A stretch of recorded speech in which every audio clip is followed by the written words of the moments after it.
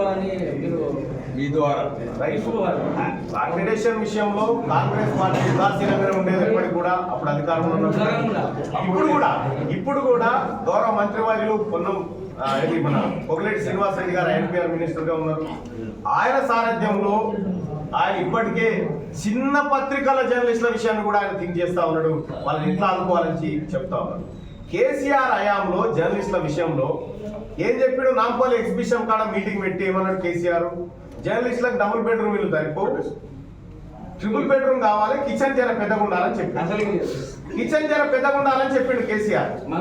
ఎందుకు చెప్పిండు అంటే జర్నలిస్టుల భార్యలు బాగా బలిసిర్రా, కిచెన్ లో పడ్డారు, పెద్దగా కావాలి కిచెన్ అని చెప్పిండు. అట్లా అవమానించిపోతే ఆ రోజు ఉన్నటువంటి నాయకులు సపోర్ట్ పెట్టి పక్కపట్టు కూర్చొని, కానీ జర్నలిస్టులను అవమానించిపోయింది కేసీఆర్. ఒక్క జర్నలిస్టులో కూడా డబుల్ బెడ్రూమ్ ఇల్లు ఇచ్చిన పాపాన పోలే, ఎక్కడో భూమి ఇచ్చిన పాపాన పోలే, వాళ్ళు కష్టము సాగుకున్న పాపాన పోలే. ఈసారి ప్రత్యేకంగా జర్నలిస్టుల సంక్షేమం కోసం కాంగ్రెస్ పార్టీ ప్రభుత్వం కట్టుబడి ఉంది. ఖచ్చితంగా వీళ్ళందరికీ న్యాయం చేస్తుంది. ఇప్పుడు 2 సంవత్సరాల నుంచి ఉద్యోగాలు మొత్తం నిల్లు సార్. వచ్చిన టీఎస్పీఎస్సీ ఇవన్నీ మొత్తం పోస్ట్పోన్ అవుతూ వస్తున్నాయి. ఇప్పుడు పట్టభద్రులు ఎన్నికలకి మొత్తం అంతా ఉద్యోగాలు ఎక్కువ మంది ఉన్నారు. ఇప్పుడు వీళ్ళకి మీరు ఎమ్మెల్యే కాంగ్రెస్ పార్టీ వాళ్ళని గెలిపిస్తే ఏమైనా హామీ ఇస్తున్నారా? ఇప్పుడు మా ప్రభుత్వమే హామీలతో వచ్చింది. మా ప్రభుత్వమే నిరుద్యోగులకు హామీ ఇచ్చింది. ఎన్ని లక్షల ఉద్యోగాలు భర్తీ చేస్తామో హామీ వచ్చింది.